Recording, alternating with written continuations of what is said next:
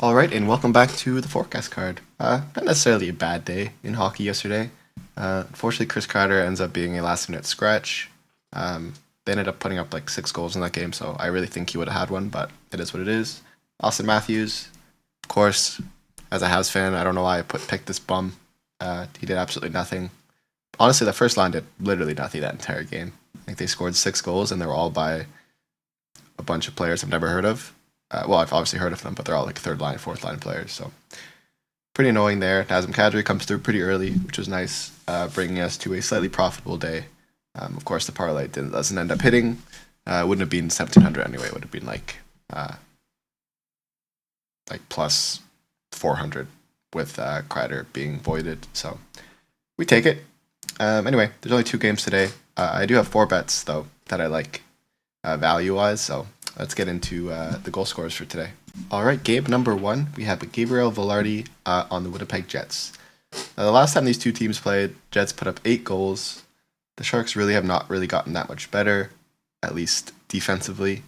Celebrini has been a pretty solid player, but again, he's not really a great defensive player yet.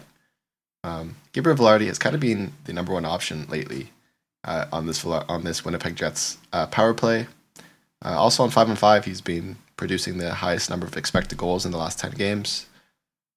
He's playing on the top line with Scheifele and Kyle Connor, and this line has been, they're basically the line since the beginning of the year. This is one of the few first lines that have not changed in all of hockey.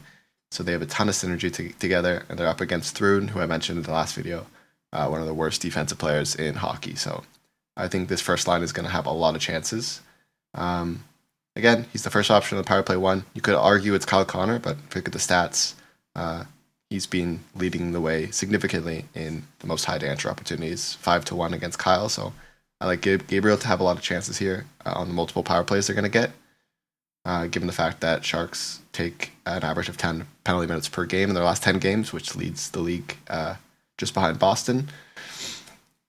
Vanacek is in net. Again, he's not a fantastic goalie by any stretch of the imagination. I think everyone knows that to be true. Plus, we're getting Sharks out of back-to-back, and I think Georgiev on paper is actually a slightly better goalie than Vanacek is. He's obviously not the main starter. He has a goal against average of 4.01. Not really his fault. Their defense sucks, but I think the Jets are going to be able to put up a lot of goals against him. Last time these two teams played, Velarde was held off the goal sheet. Despite them scoring 8 goals, he only got 2 assists, but he did have tied for the amount of high danger opportunities on the team.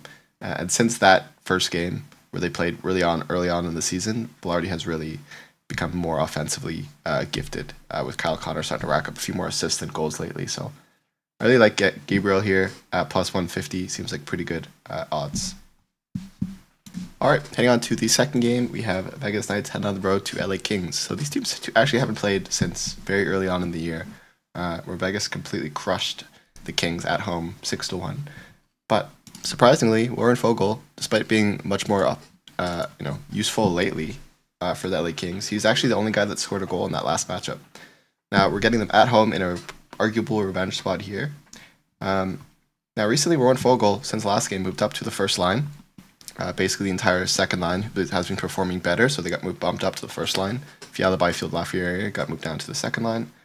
And obviously, Vegas, if you look at their defensive pairing, without Shea Theodore, who recently got injured, they kind of shifted up their third line pairing up to the first line to get a little bit more offensive grit.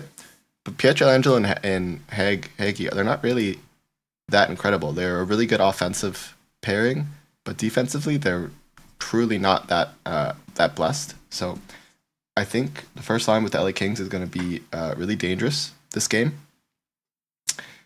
He is the number 1 option on the power play 2. And again, just like their first line has been underperforming, the second line on the LA Kings power play has actually been almost more effective when they get the minutes. So obviously both these teams don't take too many penalties, so I'm not really looking too much in that regard. But in terms of the time on ice, like, it's almost pretty much split between these two lines. And I think the talent on the second line is just a little bit more fast paced, which is something you need to beat this Vegas PK. That's been pretty solid this year.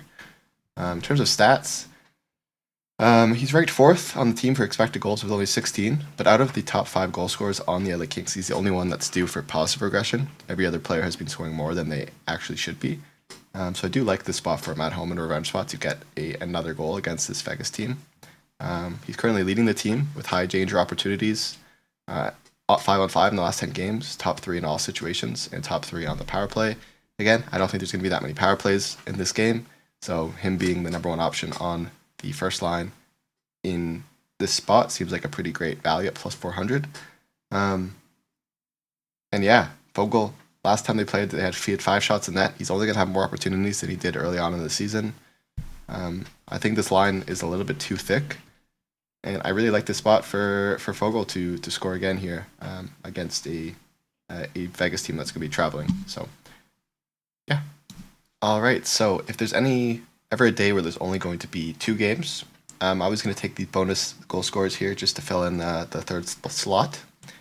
So Tanner Pearson, offensively, not really that gifted, but he is a fellow LA Shark. He was drafted by the Sharks and played with them and won a cup with them back in 2014.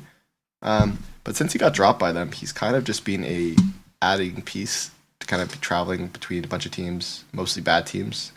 And now that he's kind of been back on a good team after getting off the Habs, he's been not that bad, putting up nine goals this year. So 9 goals on the year in a revenge spot here against the LA Kings. I think he's going to have some opportunity, especially if they do end up leading this game and have chances on the empty net. I think he's going to be the one that has those opportunities just for that revenge angle. And yeah, plus 650 for a revenge spot. I do like it. And Vladislav Namestnikov, I'm probably mispronouncing that. Stats-wise, he has been right up there with Velarde in terms of high danger opportunities. Obviously, he's not on the power play 1 or anything, and he's not on the first line, but he gets a lot of chances. He's a pretty young stud, and statistically, he's due to start getting some goals, especially as of lately, where he's leading the team or tied with Velarde in high danger opportunities. So I like this value at plus 300. I'm only betting 0.1 unit on both of these just because it's bonus and arguably longer shots, but I do like the spots for both these teams. To wrap us up, the parlay, when you add these on Bet365 at plus 150 and plus 400, you get 1150. Again, betting this at 0.1 unit in both of the individual goal scorers at half a unit each. And I'm putting 0.1 on each bonus. So for this day specifically, I have 1.3 units bet on across all 5 of these bets. And we will see how they go. Obviously, this is arguably a forced spot. I probably wouldn't I wouldn't have picked this Vegas game if there was a full slate. So maybe go a bit lighter than you maybe normally would. But again, these are all kind of just for fun. If we end up being profitable, that's obviously the goal. But just going to follow the numbers here and hope it leads us to a big profitable day. So yeah, thanks so much for watching, and I'll see you guys tomorrow.